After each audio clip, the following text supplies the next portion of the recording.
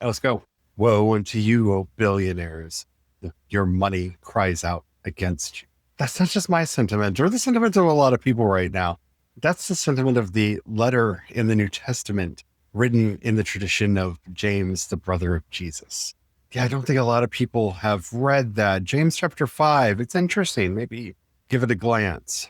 There we see curses, not just curses, but lamentation over those who have hoarded wealth, because to hoard wealth is to steal from others, that they will have no reward because they've received it already, and all that they have is their wealth that will burn them for all time. That sounds extreme, but that also was the teaching of Jesus. Jesus spends a lot of time warning the wealthy, and there's a reason for that.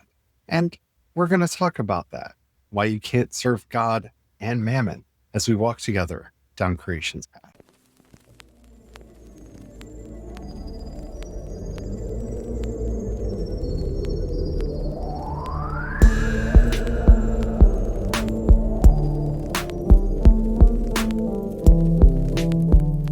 Hello, everyone. My name is Charlie. I am a Christopagan druid and priest of Bridget. Hello, everyone. My name is Brian. I'm a Christopagan druid and sous chef to the Dagda. Today, we're going to be looking at a verse that I think has become way too familiar for a lot of people. That simple line, you cannot serve God and Mammon, and really dig into what that means for us and for society, not just as a religious precept, but really something that we should be thinking about in how it actually affects the world. Just clarifying, Mammon doesn't just mean money. Mammon is something a bit more insidious. But before we get into all that, if you haven't already, don't forget to like, subscribe, follow, whatever the terminology happens to be on whatever app you're listening to whatever app you're listening to us on. We are an open community. Welcome to everyone who wishes to be here, no matter what tradition you are from, what your level of knowledge or practice is. And we're trying to just dig deeper into the creation spirituality tradition to find ways to live in this world. All right, let's just get into it now, shall we? So first of all, I think we have to go into the word mammon. I think we have to start. Yeah, totally. Because this is a very important word that gets used, and it's one that has accrued a lot of meaning over time to the point where mammon actually appears as a demon in Solomonic magic. But at the time this would have been spoken or written down, it's an interesting word for the writer of the Gospel of Luke to use. Mammon is not a Greek word. It is an Aramaic word. And it's not that the writer of Luke did not know the Greek word for wealth. He does, and he uses it elsewhere in the Gospel. He's very specific here to use the Aramaic word mammon. Mammon doesn't just mean wealth. Mammon is wealth that you rely on or put your trust in instead of in other things. The use of the word mammon has an ethical lens to it that just saying the word wealth doesn't. And we've still kind of kept that today, but, in having turned mammon into a demon god and all these other things, we've kind of lost the plot, because being seduced by a demon god is one thing. Willfully giving up your ability to trust in anyone other than wealth is another.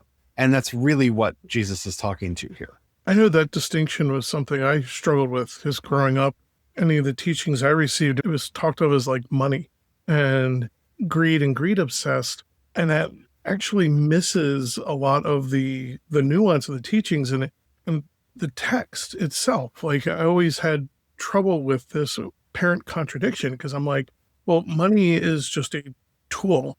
It's not evil. It's not good. It is what it is. For instance, the wealthy person that went to Jesus and was like, hey, how do I get into heaven? And Jesus is like, well, you got to give up everything. And then he was sad and walked away. Okay, I want to stop you for a second there. He doesn't say you have to give up everything. He says, sell all that you have and give it to the poor. Yeah. And see, when you're taught mammon means money, you're thinking, oh, you have to give up everything. You got to be poor or have no money. For lots of us, that's easy. We don't have a lot of money or anything, but that wasn't actually what was being talked about.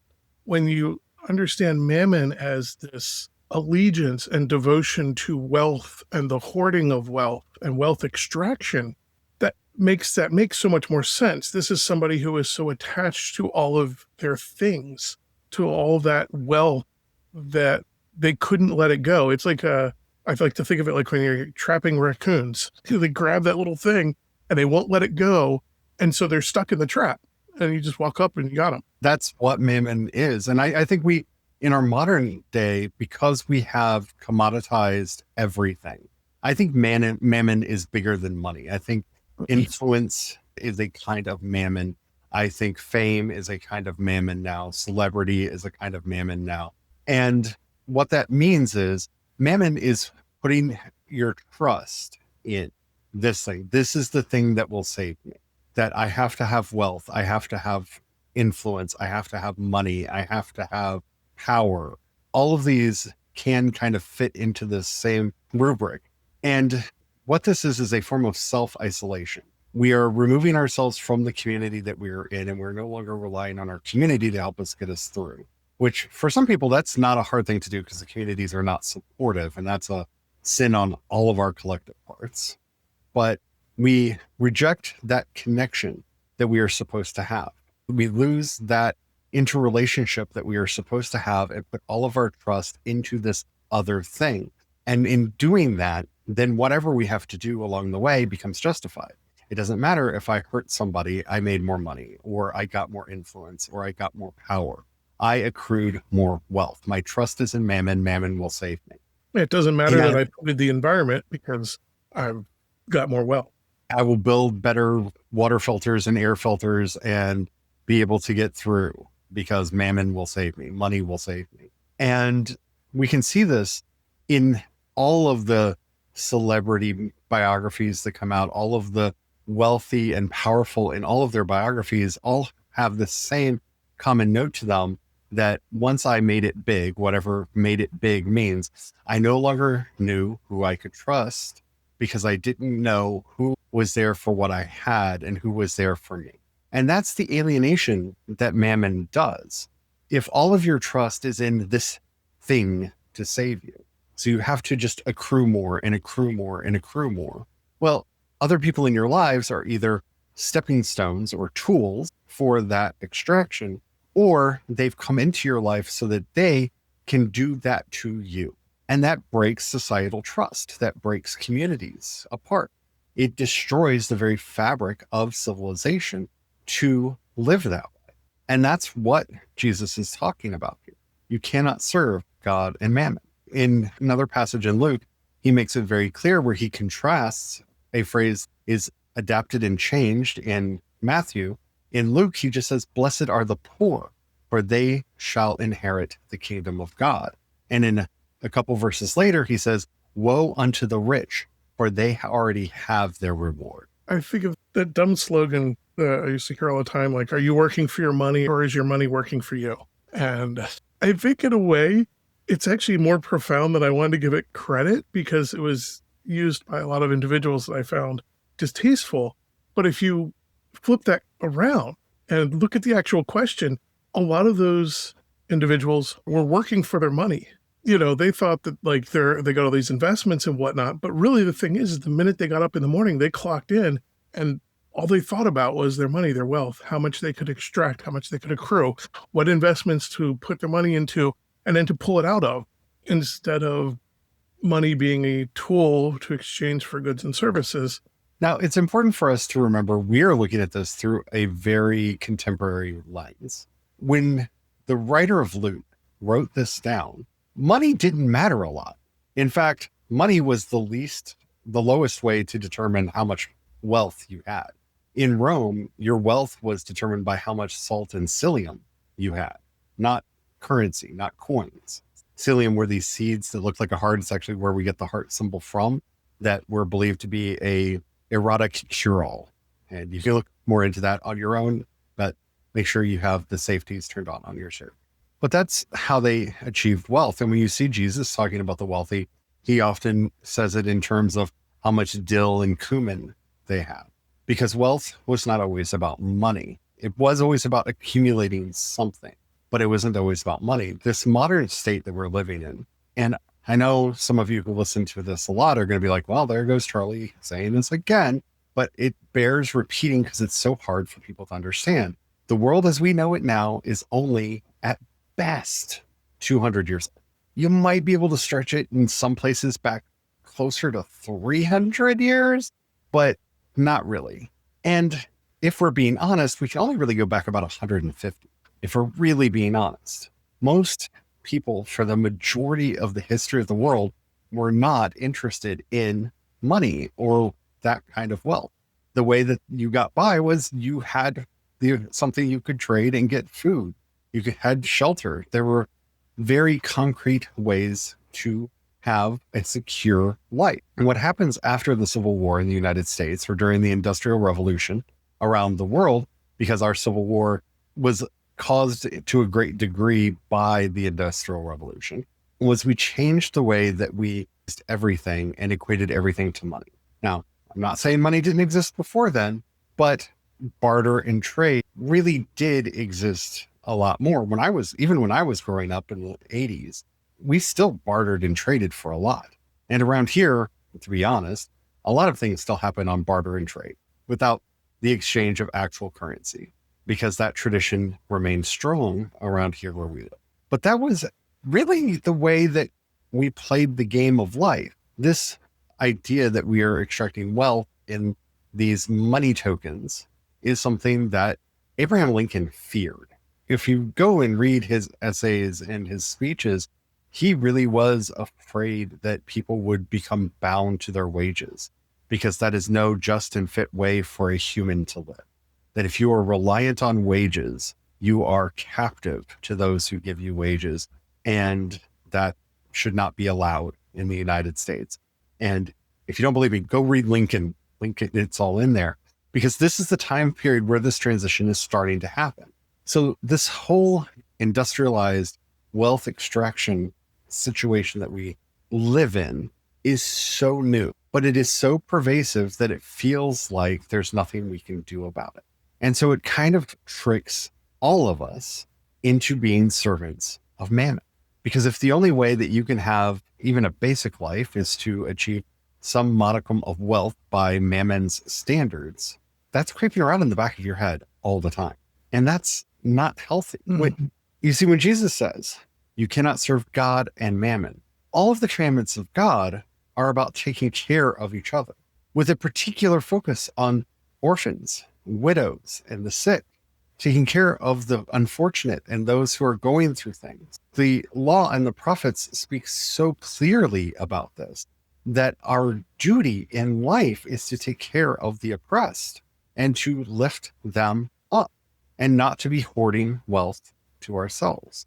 When James condemns the wealthy in James chapter 5, he says that your wealth is all of the wages that you stole from those who worked for you. And he's not wrong. The only way to make a profit, especially the obscene profits that are being made, is to underpay the people that work for you. If somebody works for a period of time and makes something worth $25 and you pay them $5, you just stole $20 from them. I paused for a minute because I really want that to sink in. Now, you might have an agreement, or you may try to say, well, part of that goes to this person, that person, and the other person, and start talking about distribution. Okay, fair distribution. So why is a person who sits in a room and shuffles papers around all day paid on average 100 to 1,000 times more than the person who's actually making the products that the company sells? That's theft. That's theft, pure and simple. The actual fortune of the company is made by the people doing the actual work. They've flipped the pyramid upside down as far as who should be making that money. And we do this all the time. That's what Mammon does. The trust is in the money. You see, the trust, the invisible hand of the market. The market knows. There's this deification of wealth that really does distract people from God, to the point where if you are following a prosperity preacher, or let's be honest, most evangelicals at this point in time, Mammon is the God that you serve, not the God of the Bible. And that is a problem, especially if you are claiming to be in service to the God of the Bible, or working on biblical principles, which I hear that a lot. So what are we supposed to do about all this? One of the things I thought was really interesting, you touch on it in the article, you were talking about A Christmas Carol. And I was really fascinated by it, because it becomes one of those fun examples. You can really see. Jesus tells a parable about a rich man and a poor man. And the poor man would have been happy to just eat the scraps falling from the rich man's table. And they both die. And the poor man goes to Abraham, bosom in heaven, and the rich man goes to hell. And the rich man asks that Lazarus just please bring him a drip of water to parch his thirst. He's so dry. And Abraham explains, we can't. There's this huge gulf between us that we cannot cross. And so the rich man says, could you at least send Lazarus to my brothers? Warn them about this. And Abraham responds, they have the law and the prophets. If they won't listen to them, they won't even listen to somebody raised from the dead. Yeah, and I thought that was really interesting. And that gets followed up with talking about a Christmas Carol, because we have an example of, I like to think all of us are familiar with Christmas Carol at this point. Ebenezer Scrooge. It's the Muppet one. Yeah, it's a Muppet one. But Ebenezer Scrooge is a person who's worshiping Mammon, clearly suffering from this issue.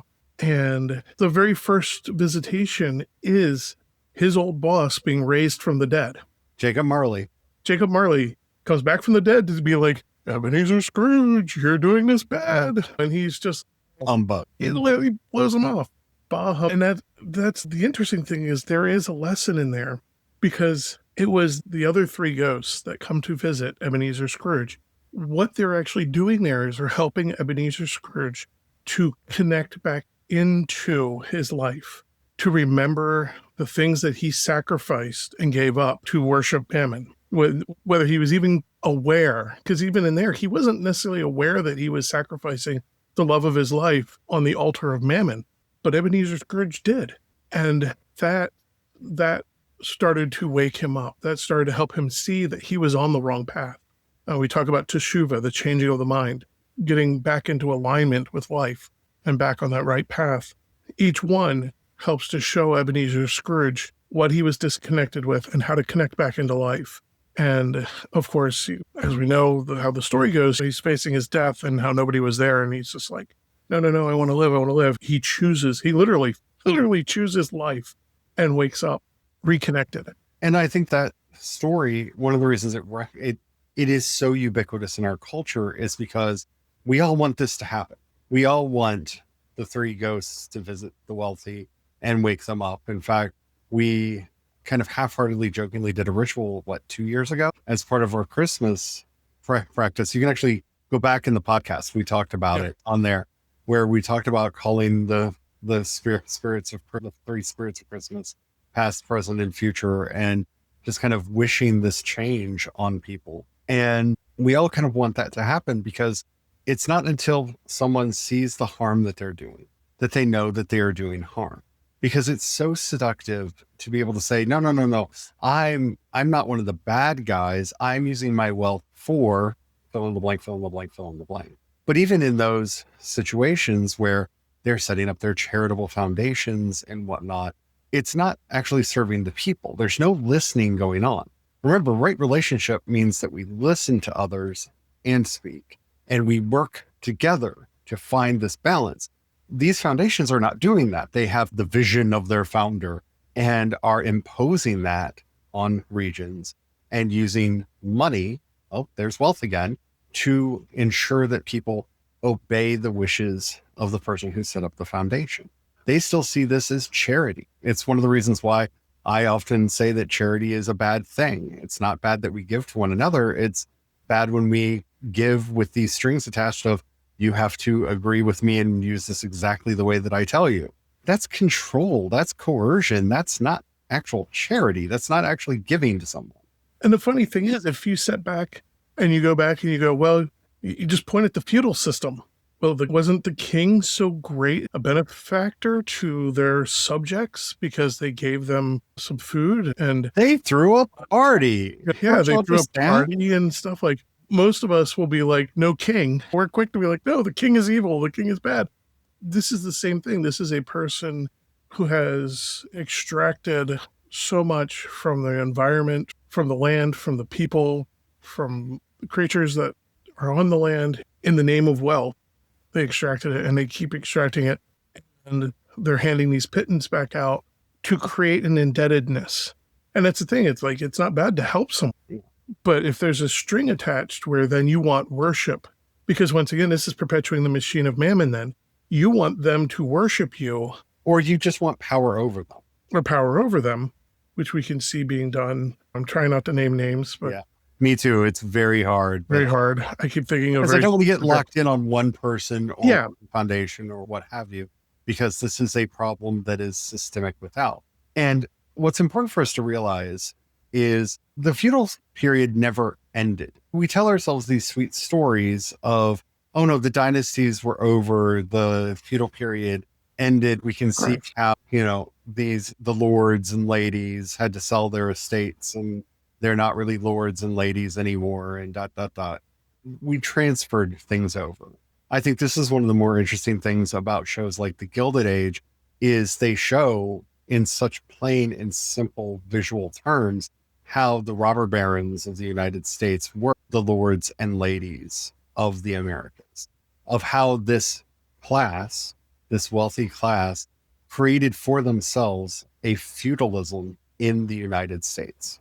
Feudalism did not go away. We changed the names of the titles. And that's what happened.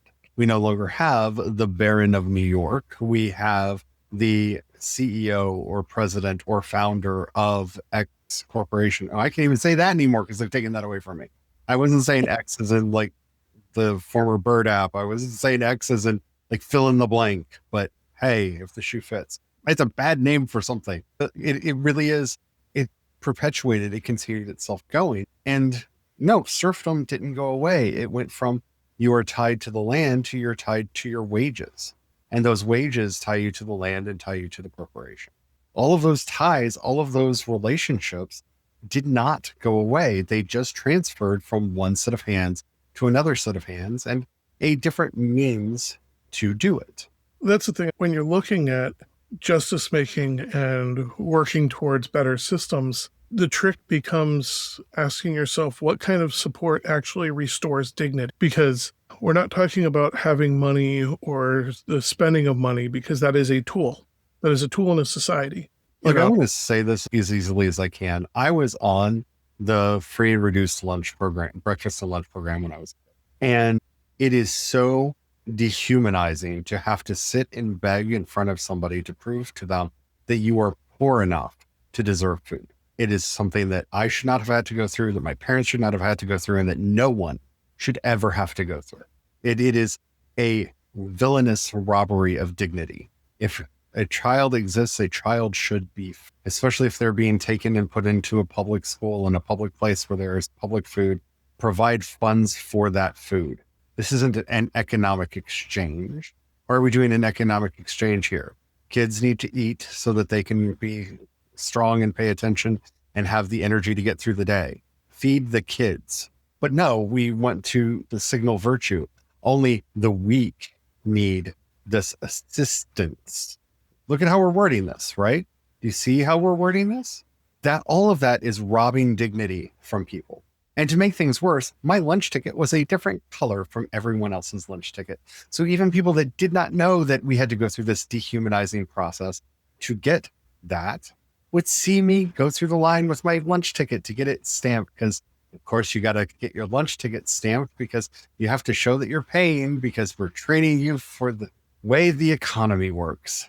And so everyone around me in line would see that I had a different color ticket, that I was one of those.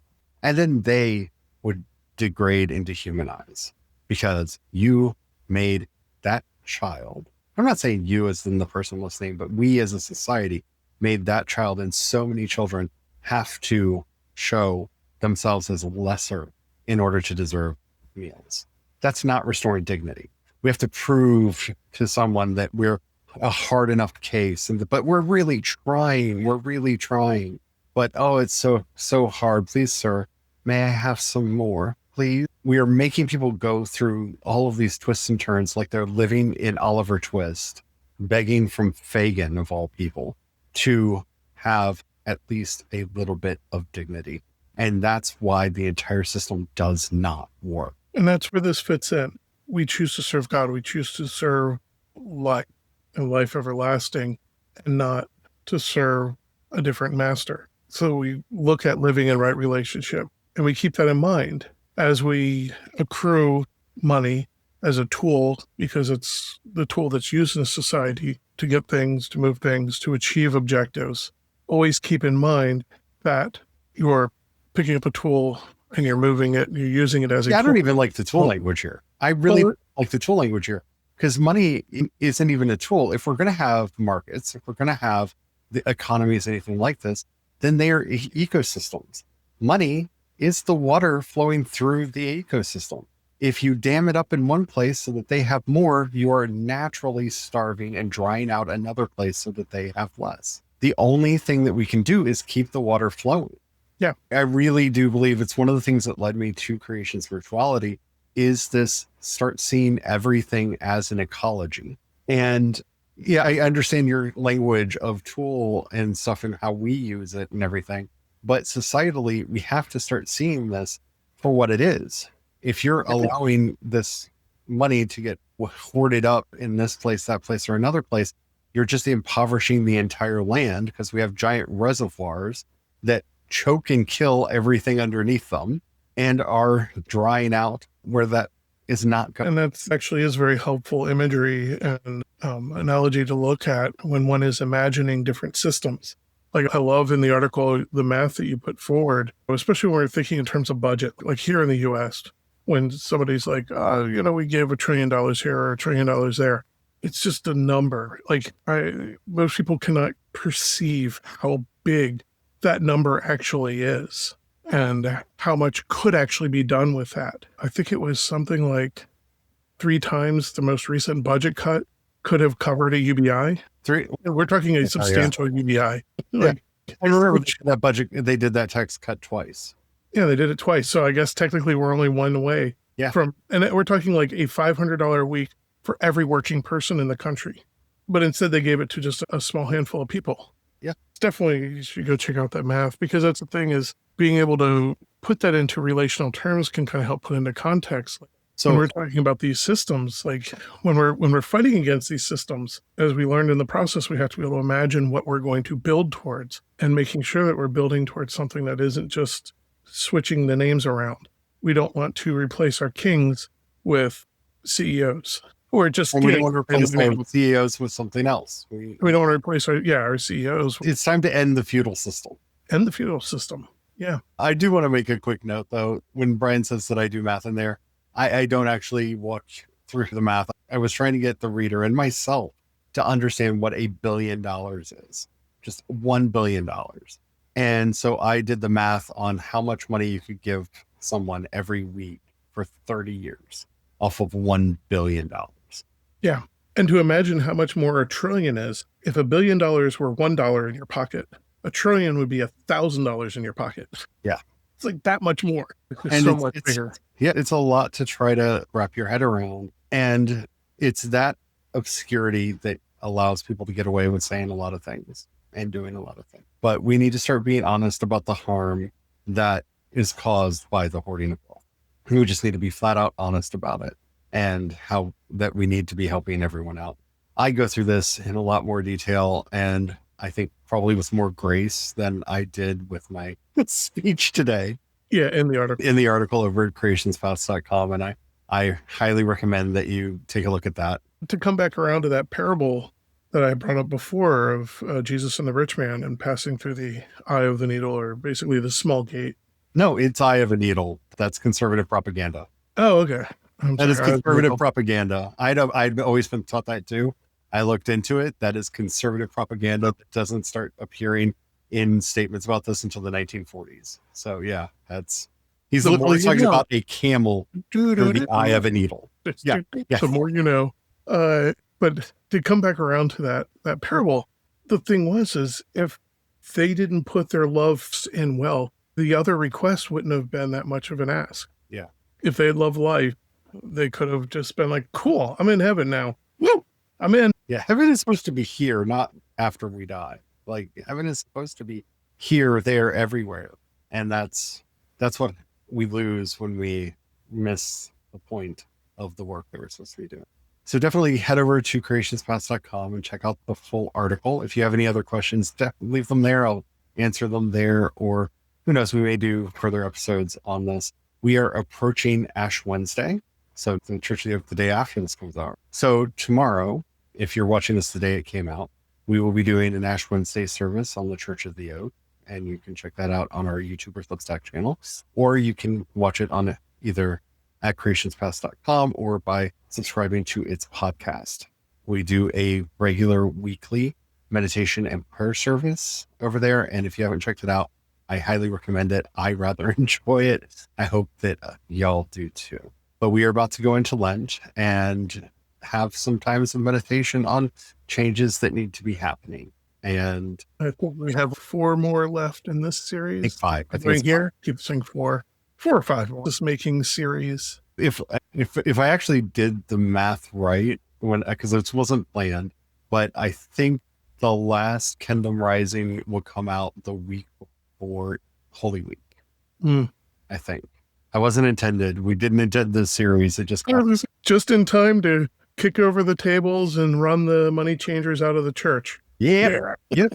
Alrighty. If you're listening to us on YouTube, Spotify, or creationspath.com, you can leave a comment right there. If you're listening to us anywhere else, even if they say you can leave a comment, they don't notify us, so we won't know. But you can leave a comment there anyway, because engagement is magic. And then head over to creationspaths.com, click on chat, and you can leave a message there, and we will see it, and we will be able to get back to you. While you're there, if you happen to have a few dollars, you can pass our way. We offer monthly and annual memberships. You can also support us on Patreon and Ko-fi. I am CE Dorset on both, and you can support us using the Cash App hashtag CreationsPaths.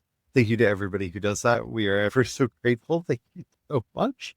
You all really do help us keep the lights on, keep a roof over our head, and food on our table. If we've ever said anything that's helped you out, please share it with others. That helps us out more than you know. And before we go, oh, sweet Christ that lives in all things, holds all things together. Help us to find our way through this world and all of its many traps that have been laid out before us by past generations, so that we can leave a better world for those that come. Help us to find a way to bring freedom and liberation to all the peoples of the earth, so that we all might live free and alive. Amen. Amen.